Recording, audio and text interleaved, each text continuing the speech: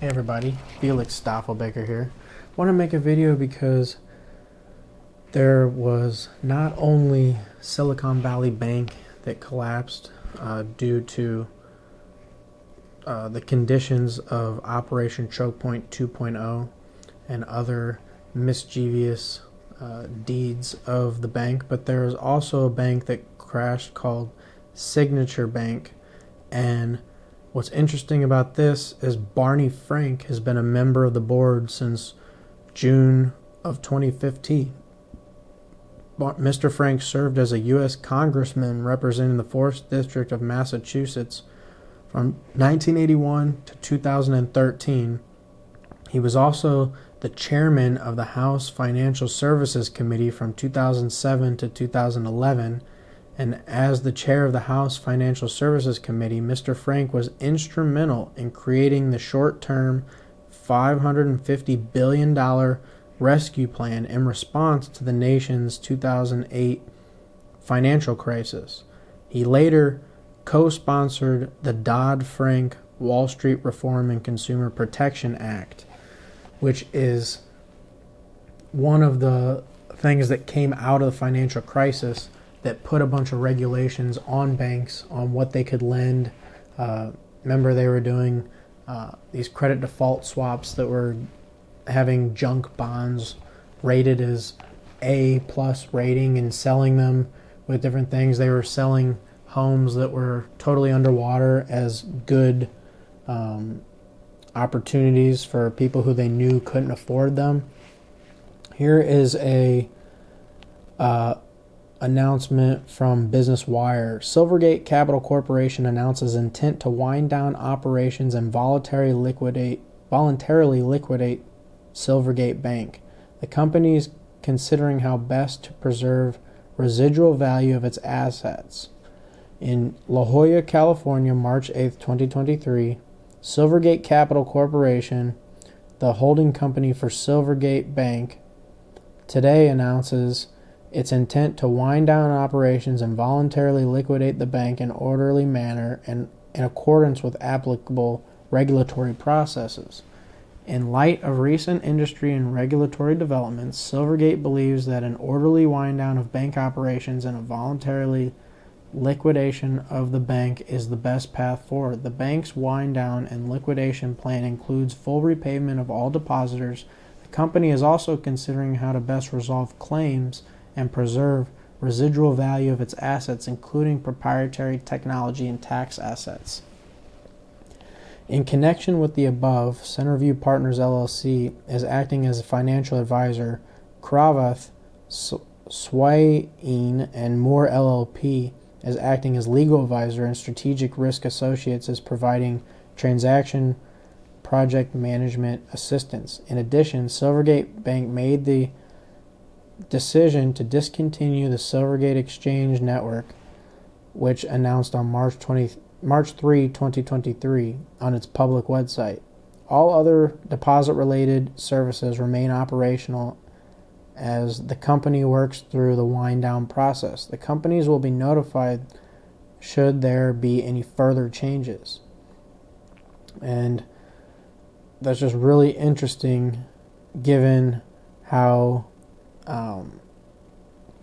we saw Silicon Valley Bank go down due to actual risk and problems that they were having as part of Operation Choke Point 2.0. And now we see the guy who was running the bailout of the 2008 financial crisis in Congress and then ran the reform bill, the Dodd-Frank Act, is now on the board of Signature Bank, which did a ton of crypto business, and now they are winding down voluntarily their operations because people thought that they crashed and collapsed, and that's how it made it seem in the public mainstream media. But Barney Frank came out and even said that no, they're solvent. They had all the stuff to go. They just were basically being forced out, intimidated by regulators and told they need to shut down and all this different stuff.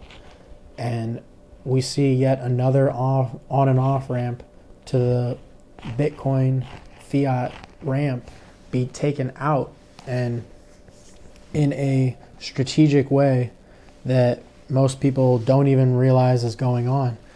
I've personally been using Bittrex as an online exchange to trade Bitcoin for EOS, or use to put Bitcoin on the balance sheet of an entity. And then recently, within the past couple of weeks, they've announced that they are also winding down and voluntarily closing because the U.S. regulatory uncertainty and the different levels of henpecking and harassment that they continue to deal with makes it too hard and too much of a hassle in the regulatory environment to stay compliant and to stay ahead of the curve. I mean, we see even like Coinbase getting served Wells notices, and they were trying to help them the whole time navigate through the different aspects of the cryptocurrency space with U.S. politicians and regulators, and thought that they were acting in good faith, and then immediately they get served a notice and have to either shut down or go into court and have to deal with all this stuff. So we can see that this is all a coordinated attack. It may look random, it may look like, oh, the banking system's collapsing, but this is a systematic, stepped down, lockstep between banks, between governments, between regulators, all to bring us down to a level where you won't be able to get your money out and run to a safe haven, which Christine Lagarde from the European Central Bank already has said Bitcoin is the escape valve, and they have to close that valve.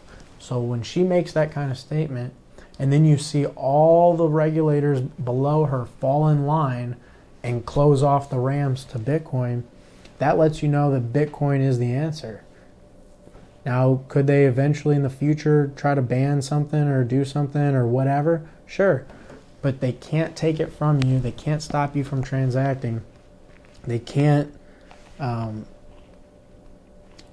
confiscate your wealth if it's in Bitcoin. It's pristine capital. It's property that has legs, and you can take it anywhere and go anywhere. You can go to a friendly jurisdiction like El Salvador that will allow you to operate freely, not tax you into the ground, provide tax incentives for innovation, and use all of that to fuel their economy in a way that no other country is doing. I mean, they're literally paying off all their debts to the IMF and arresting all their gang members, and they're having tourism up 100% year over year, and they're just booming as an economy. And that's what you can do with hard money, with sound money, but no other country wants to do that. They want to take you into a system of control. They want to take you into a place where you're going to be in total submission to the people in power. And this has all been orchestrated. It's not a coincidence. And there's still people who just can't see past it until it's too late. And so I just want to put that out there. I mean, Silvergate is no exception. It was a crypto-friendly bank that is now being attacked and shut down because they were allowing people to operate. I know I tried to open a business bank account through a local bank, and they wouldn't even allow me to open that account because they said it's too risky. They said all the reasons that we heard about in Choke Point, Operation Choke Point 2.0, and it's all happening, and people aren't paying attention to it. They're going to be caught so off guard because when it's time to run to the exit's going to be barred from the outside, and everyone's just going to be trampling on each other, banging on the door, trying to get out, and there's just no exit. So I just want to put that out there. Stoffel Baker out.